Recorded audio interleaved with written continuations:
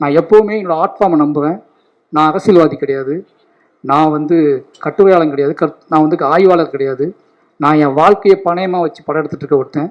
என் வாழ்க்கையை கலையாக மாற்றிக்கிட்டு இருக்கேன்.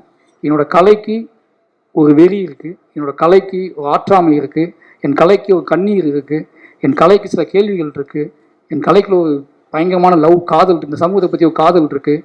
இது எல்லாத்தையும் ஒன்றா சேர்த்து நான் உங்களுக்கு கொடுக்க ட்ரை பண்ணிக்கிட்டே இருக்கேன். ஒரு 250 படம் வருது வருஷத்துக்கு, 300 படங்கள் வருது. உங்களுக்கு கொண்டாட்டம், உங்களை குதூகலப்படுத்தக்கூடிய படங்கள் எவ்வளவோ வருது. இந்த ஒருத்தனை விட்டுருங்களேன், அவனை ஏன் போட்டு அவனையும் திருப்பி அந்த கூட்டத்தில் போய் தலை ட்ரை பண்ணுறீங்க? இனி விட்டுருங்க. நான் வந்து உங்களுக்கு பார்க்க பிடிக்கலாம்னு பரவாயில்ல, தயவு செஞ்சு நான் உருவாக்கி கஷ்டப்பட்டு கற்றுக்கிட்ட என்னோட இவ்வளோ வாழ்வியல் அனுபவத்தை நீங்கள் முடிவு செய்ய முயற்சி பண்ணாதீங்க.